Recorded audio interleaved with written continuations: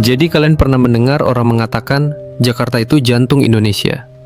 Pusat ekonomi, pusat budaya, pusat segalanya. Omong kosong, Jakarta bukan jantung. Jakarta lebih seperti kanker yang sudah merayap ke seluruh tubuh negara. Dan saya ingin menceritakan apa yang sebenarnya terjadi di sini. Apa yang tidak kalian lihat di postingan Instagram dengan filter Valencia dan caption yang inspiratif. Video ini berdasarkan riset pribadi, karena saya lahir dan besar di Jakarta. Dan setelah hidup 27 tahun di kota ini, saya dapat mengatakan dengan percaya diri, ini adalah salah satu tempat paling hipokrit, tidak adil, dan secara sistematis brutal yang pernah ada.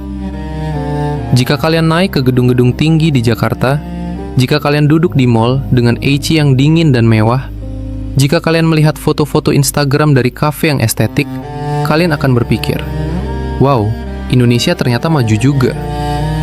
Tetapi itu adalah ilusi. Itu adalah gelembung yang dibuat oleh segelintir orang yang memiliki uang. Dunia luar mengira Jakarta adalah kisah sukses Asia. Mereka mengira ekonomi berkembang, peluang melimpah. Yang mereka lihat hanya SCBD dengan bangunannya yang bersinar, pusat perbelanjaan yang megah, dan orang-orang yang berpakaian dengan merek desainer. Tetapi apa yang mereka tidak lihat? Apa yang tidak ada dalam frame foto? Itu adalah jutaan orang yang hidup dalam kondisi yang benar-benar tragis. Ada kesenjangan yang sangat besar antara orang kaya dan orang miskin di kota ini. Tidak ada jalan tengah, tidak ada keseimbangan.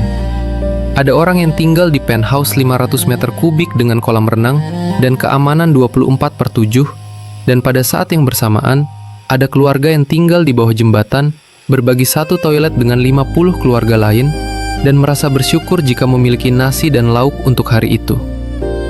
Ini bukan berlebihan, ini benar-benar terjadi setiap hari. Dan sistem Jakarta, sistemnya hanya diam. Tidak ada yang serius menangani hal ini. Semua sibuk menghitung uang mereka, sementara orang lain berjuang untuk bertahan hidup. Saya pernah bekerja di startup teknologi yang mewah. Kantor di area Senayan, glass brick, beanbag chair, camilan gratis, semua yang membuat kalian lihat di film tentang perusahaan sukses. Tetapi saya melihat untuk pertama kalinya bagaimana eksploitasi bekerja ketika kalian tidak memiliki kekuatan.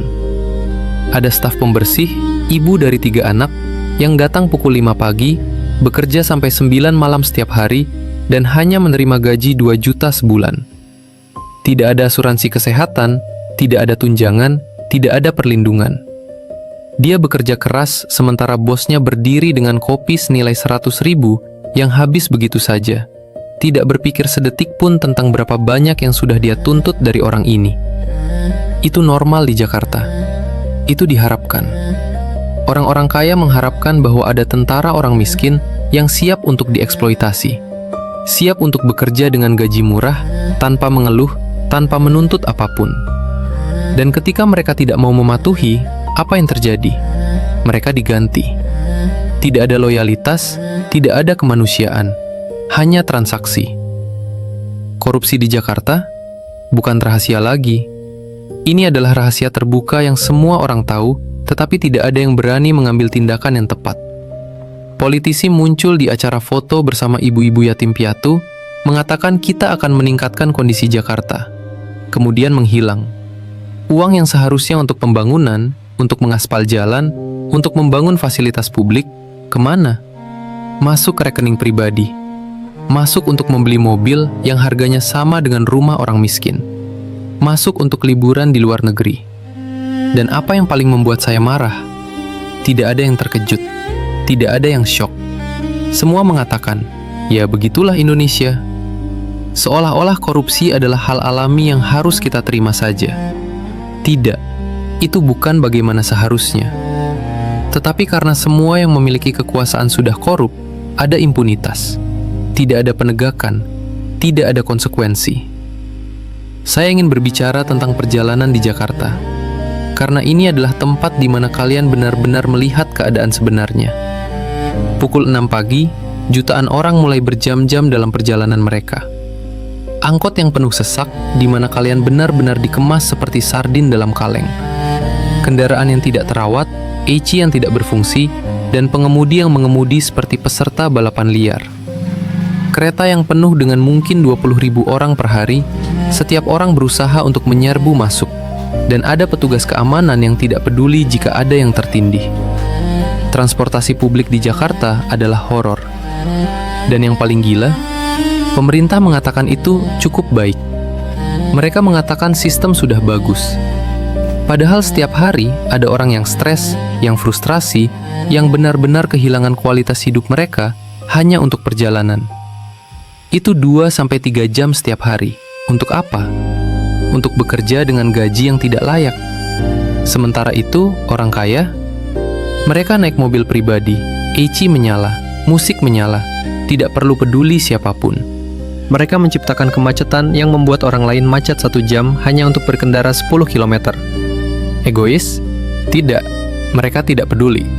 Mereka menghabiskan uang keluarga untuk bahan bakar, untuk tol, tetapi mereka tidak peduli jika ini mempengaruhi jutaan orang lain yang tidak mampu membeli mobil pribadi. Ada yang disebut Jakarta Syndrome. Saya serius. Hidup di Jakarta secara bertahap mengikis kesehatan mental kalian. Stres setiap hari, kecemasan tentang uang, ketakutan tentang masa depan. Ini yang sistemik, ini yang tidak orang bicarakan di berita mainstream. Orang-orang di Jakarta hidup dalam mode kelangsungan hidup konstan. Bangun, macet di jalan, kerja dengan atasan yang menuntut, pulang macet lagi, tidur, ulangi. Untuk apa? Mengapa mereka mengorbankan kesehatan mental mereka? Untuk gaji yang hampir tidak cukup untuk membayar sewa dan makan. Ada orang, saya bertemu dengan mereka, yang ingin bunuh diri, yang depresi, yang benar-benar hancur. Tetapi apa yang disediakan layanan kesehatan? Tidak ada. Layanan psikologi di Jakarta mahal, hanya dapat diakses oleh yang kaya. Untuk yang miskin, apa yang ada? Tidak ada. Mereka menderita sendirian dalam keheningan, sampai kesehatan mental mereka benar-benar runtuh. Dan masyarakat mengatakan mereka lemah, tidak bisa menangani tekanan, beracun, sangat beracun. Seolah-olah orang yang depresi itu adalah kesalahan mereka sendiri, bukan kesalahan dari sistem yang rusak. Sekolah bagus di Jakarta, mahal. Sekolah swasta bisa 100-300 juta per tahun. Siapa yang bisa membayarnya? Yang memiliki. Kemudian generasi berikutnya akan memiliki privilege yang sama, akses yang sama, peluang yang sama. Sementara anak-anak dari keluarga miskin, mereka belajar di sekolah negeri yang kekurangan fasilitas, kekurangan guru yang berkualitas, kekurangan semuanya. Kemudian mereka diharapkan untuk bersaing dengan anak-anak yang belajar dengan guru privat, dengan fasilitas yang bagus. Ini tidak adil. Ini adalah sistem yang dengan sengaja menciptakan ketidaksetaraan. Sekolah bukan lagi tentang pendidikan.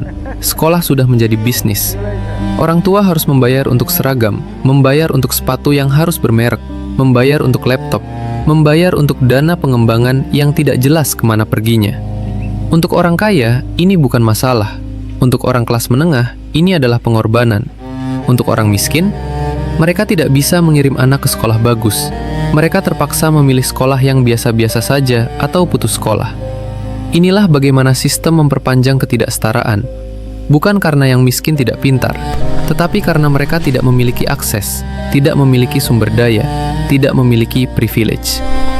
Setiap tahun, Jakarta dibangun kembali. Setiap tahun ada proyek pembangunan baru. Kedengarannya bagus, bukan? Kemajuan, modernisasi, itu hal yang baik. Tetapi siapa yang mendapatkan keuntungan? Dan siapa yang menderita? Ada kampung-kampung tua yang tidak mewah, di mana orang-orang sudah tinggal selama puluhan tahun. Tiba-tiba ada developer yang datang dan mengatakan, area ini akan dikembangkan. Apa yang terjadi? Orang-orang di situ dipindahkan.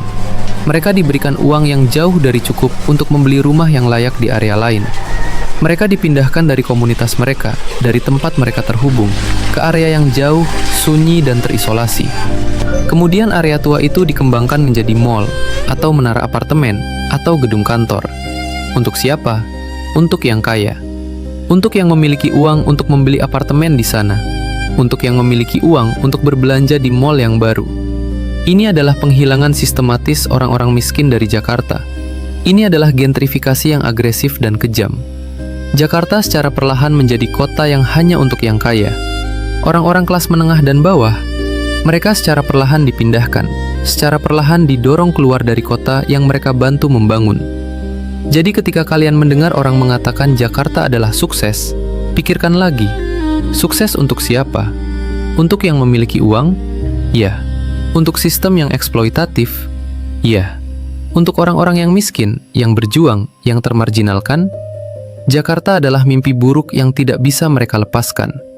Saya tidak membenci Jakarta, tetapi saya frustrasi. Saya frustrasi karena di sini ada potensi yang sangat besar, ada banyak orang pintar, ada banyak sumber daya, tetapi semuanya dikelola oleh orang-orang yang didorong murni oleh keserakahan. Tidak ada visi untuk kesetaraan, tidak ada rencana untuk pembangunan berkelanjutan, tidak ada perhatian nyata tentang rakyatnya. Jakarta adalah metafora dari seluruh sistem Indonesia yang rusak. Sampai kita dengan serius mengatasi ketidaksetaraan, sampai kita dengan serius memerangi korupsi, sampai kita dengan serius peduli tentang orang-orang yang paling bawah ini, tidak ada yang akan berubah. Tidak ada. Kita akan terus bersiklus dalam sistem yang sama, yang eksploitatif dan tidak adil. Ini adalah realitas Jakarta.